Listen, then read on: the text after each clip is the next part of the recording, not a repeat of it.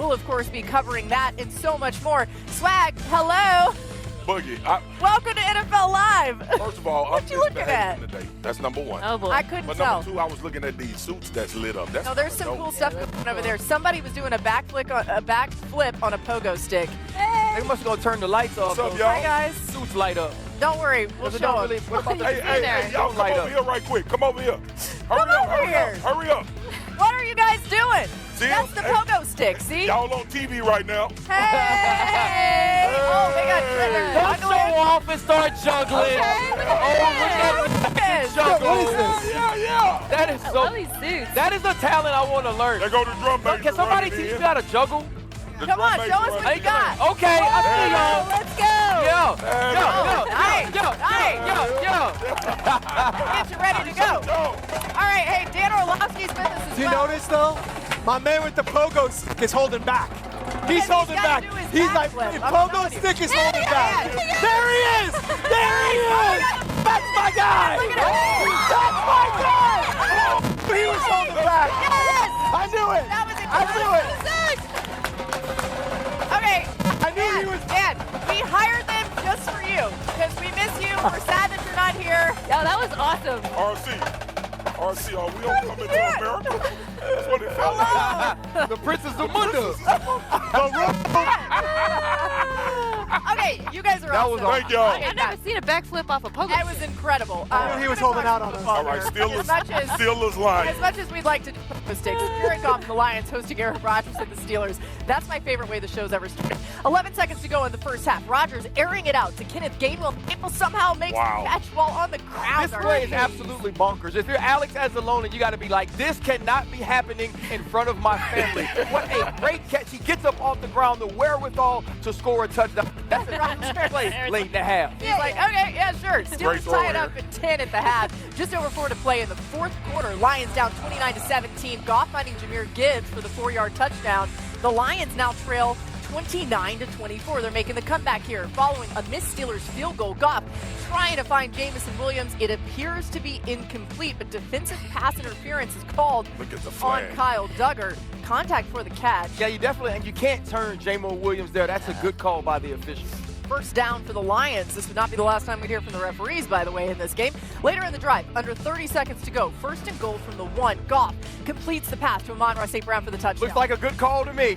Hold on, Yeah, though. yeah, Not so Wood. fast. That voice. Looks like a good call to me. Runs right Can't do that, Tesla. Ooh, Can't do it. Ball pick. No touchdown for Detroit. Backs him up. Now 8 seconds to play. Fourth and goal from the 9. And just a crazy play here. Goff hits St. Brown while he's being tackled. He laterals it to Goff, who runs it in for a touchdown.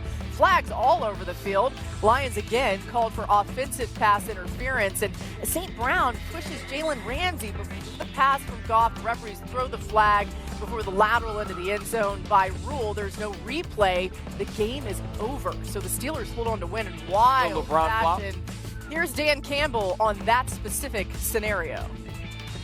You think you score, you don't score, and then you think play it or back it up and one more shot, and it doesn't. And that's just, I guess that's the way it's written in the rule book.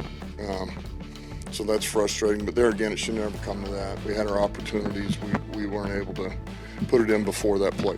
The intervention I saw from those refs late in that game, I've never seen 2 offensive PIs to lose a game like that. All right, we now welcome in for the first time on NFL Live our NFL officiating analyst, Russell Yerk. We're so excited to have you on the show, Russell. Let's start with a lot of conversation about the calls at the end of this game. I know, but he's going to give us some facts here. What did you see there at the end of this game?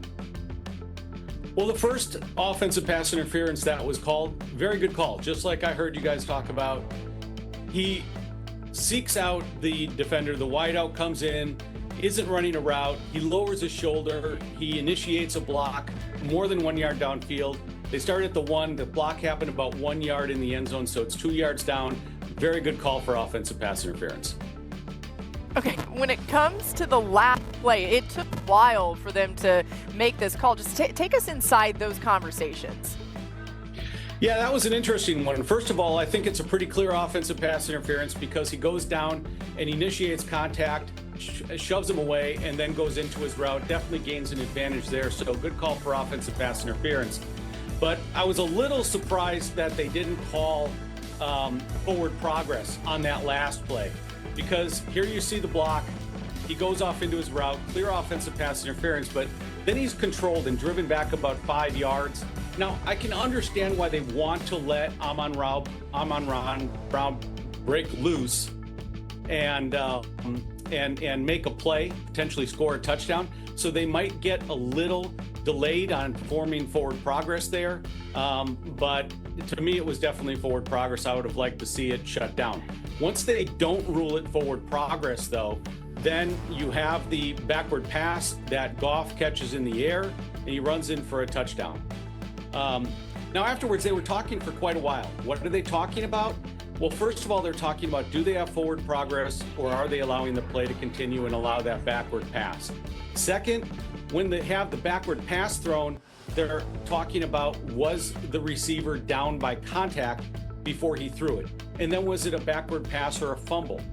Now, whether he's down by contact, whether it's a backward pass or a fumble, whether there's time remaining when Goff scores, those are all reviewable aspects that the replay official is looking at up in the booth while they're going through all the scenarios down on the field. So there is a lot to talk about there. Russ, quick question, because this was kind of like a tipping point. I'm going not to this lateral back to Jared Goff, the first one that was called back for pass interference. How do you determine the push by the defensive back? How that like decided if that initially created the run for the route for Tesla to bump into the secondary DB? Right. No, that's a really good question, because the initial defender does get a hand on him, no doubt about that, but he doesn't push him or force him into the block that he ends up making.